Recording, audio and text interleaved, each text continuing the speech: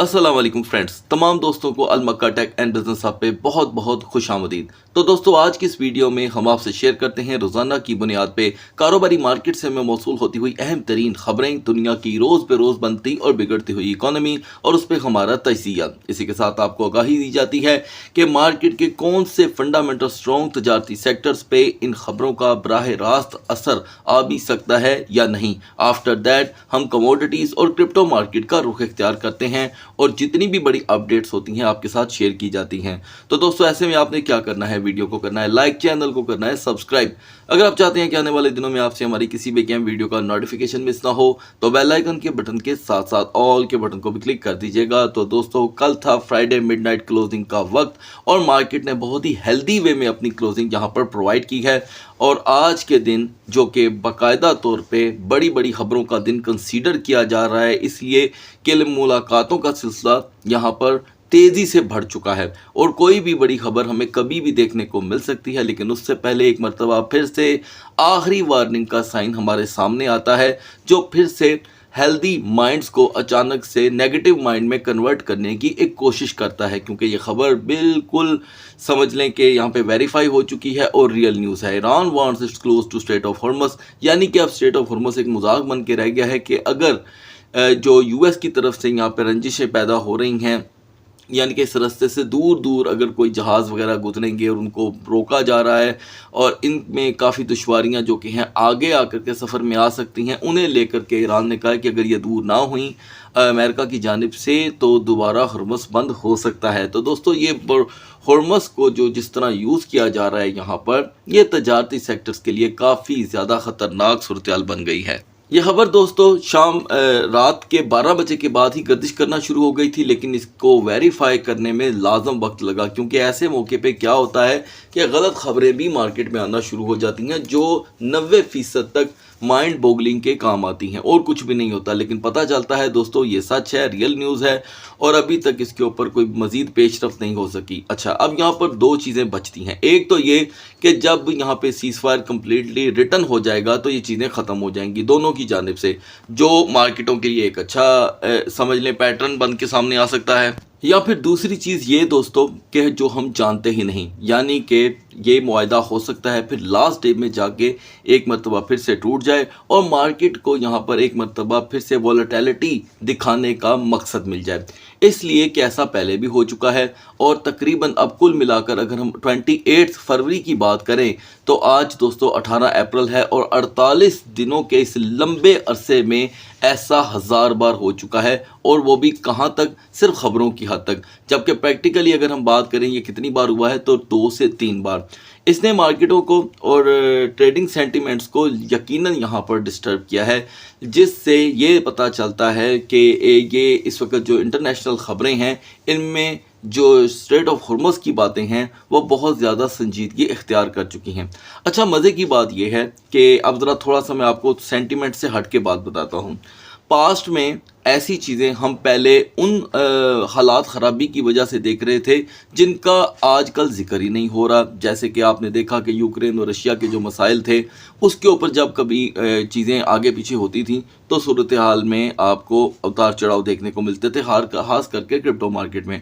आजकल वो चीज़ें बिल्कुल जो कि है इग्नोर हो चुकी हैं, उसके ऊपर कोई बात ही नहीं हो रही। अब सारा फोकस जो है पूरी दुनिया का यहाँ पर है और ऐसे में आगे पीछे जो भी खबरें आ रही हैं वो डिस्कस भी नहीं हो रही, बल्कि देखने को नहीं मिल रही, रिकमेंड नहीं हो रही। तो ये चीज़ें दोस्तों मार्केट के साथ साथ हैं। अब आगे बढ़ने से पहले मैं आपको बता दूं कि ये जो प्रीवियस हफ्ता जो हम अब गुजार के आ चुके हैं, इसमें जितने भी डाटाज आए इनमें से 2 डाटा यूएस इकोनॉमी के हक़ में नहीं थे और एक हक़ में था, ठीक है जी।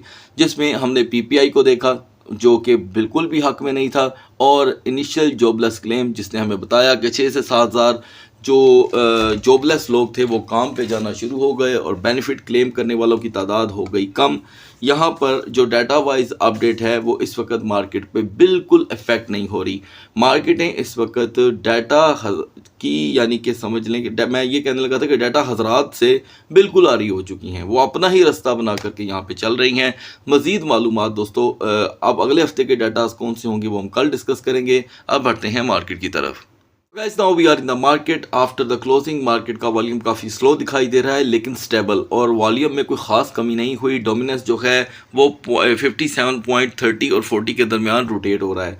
अगर हम टॉप ट्रेंडिंग की यहाँ पर बात करें दोस्तों, तो रेव डाउ, जिस पे मैंने मिड नाइट में एक खासी इन्फॉर्मेशन आपको प्रोवाइड कर दी थी, वो फ़िलहाल यहाँ पर कॉन्टीन्यूसली पंप कर रहा है, लिहाजा इससे दूरी इख्तियार करें because this is not fundamental strong project. तो दोस्तों बीटीसी ने जहां पर बिल्कुल फ्रेश हाइक हमें यहां पर मार्केट में दिखाया 78,000 प्लस का, उसके बाद से लेकर अब तक इसका वॉल्यूम हमें मुसलसल स्किप करता हुआ दिखाई दे रहा है। जस्ट लाइक कि बीटीसी ने जो क्लोजिंग यहां पर प्रोवाइड की दोस्तों वो 77,380 की थी, तब से लेकर अब तक हम पूरी मार्केट में मोमेंटम लो देख रहे हैं, जो ऐसा बहुत कम होता है। तो इसका मतलब ये हुआ कि अगर हमें सपोर्टें यहाँ पर तमाम फंडामेंटल्स में देखने को ना मिली तो सूरत हाल शाम 7 बजे तक के सेशन के लिए काफ़ी गंभीर हो सकती हैं। और बीटीसी और इथेरियम की यहाँ पर कौन सी सपोर्ट बन के सामने आ रही हैं according to the candle chart आगे चल करके डिस्कस करेंगे। आगाज़ कर लेते हैं दोस्तों XRP से।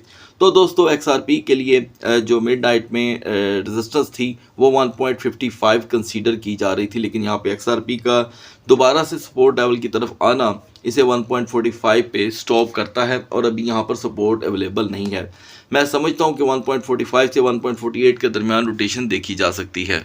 नाउ BNB के लिए दोस्तों यहाँ पे max resistance according to the candle chart study 645 आपके साथ यहाँ पर डिस्कस की गई थी, और यहाँ BNB ने थोड़ा सा किया सरप्राइज, 648 से ये रिजेक्शन का एलिमेंट आया है और अब आपके वो सामने है, और तकरीबन दोस्तों ये $11 तक की कमी हो चुकी है। आप देख रहे हैं कि दूसरी कैंडल फ़ौरन बेरिश बनी है और काफ़ी ज़्यादा प्रेशर के साथ इसके प्राइस जो हैं वो डाउन साइड पे तेज़ी से आ रही हैं।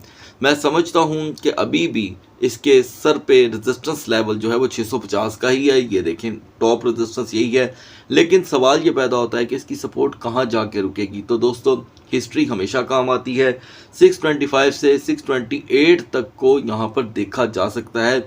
याद रखिएगा कि ये सारी मालूमात कैंडल चार्ट स्टडी और टेक्निकल एनालिसिस होते हैं, कोई भी चीज़ आपके लिए कंफर्म या यहाँ पर फाइनेंशियल एडवाइस नहीं होती। बाज़-औक़ात अक्सर व्यूअर ये समझते हैं कि अपडेट्स के मुताबिक हर चीज़ होके रहेगी, ऐसा कभी भी नहीं होता, क्योंकि बिहाइंड द स्क्रीन जो खबरें चल रही होती हैं वो मार्केटों को ड्राइव करती हैं और मार्केटों के रुख बदल के रख देती हैं। एनीवे अभी के लिए दोस्तों कोई सपोर्ट यहाँ पर देखने को नहीं मिल रही। फ्रेश कैंडल यहाँ पे बनने को है जो इसके लिए टेम्पररी हर्डल्स क्रिएट कर सकती हैं 630 के लिए। तकरीबन हर फंडामेंटल स्ट्रॉन्ग कॉइन में आपको इस वक्त बेरिश मोमेंटम देखने को मिल रहा है, ये मैं आपको पहले बता दूं, और बाज़-औक़ात इसी तरह ही लो माउंटेन्स बनना शुरू हो जाती हैं। तो अभी के लिए दोस्तों हम देख रहे हैं कि मार्केटों ने जो सालाना के एतबार से जो हाई प्रोवाइड किया था 89.35 का, ये अपनी रूटीन सपोर्ट पे आया है, जो मैंने मिडनाइट में आपके साथ डिस्कस की थी 87.50। अगर हम यहाँ पे 87.50 को होल्ड कर लेते हैं तो सोलाना का नॉर्मली 88.50 पे आना एक नॉर्मल बिहेवियर होगा, अदरवाइज इस पे सपोर्ट का ना बनना काफ़ी ज़्यादा प्रेशर क्रिएट कर रहा है। कार्डेनो अपनी रूटीन रेजिस्टेंस से दोस्तों थोड़ा बढ़ के यहाँ पर रिजेक्ट हुआ है। 0.2650 इसकी रूटीन रेजिस्टेंस थी, जो आप भी जानते हैं, लेकिन यहाँ पर 0.2690 से इसकी रिजेक्शन, ये भी कोई कारनामा नहीं है। अलबत्ता जो इसकी मेन सपोर्ट है वो 0.2510 तक देखी जा सकती है, यानी कि 0.2550 अगर हम होल्ड नहीं कर पाते तो 0.2510 से दोबारा बाउंस देखा जा सकता है।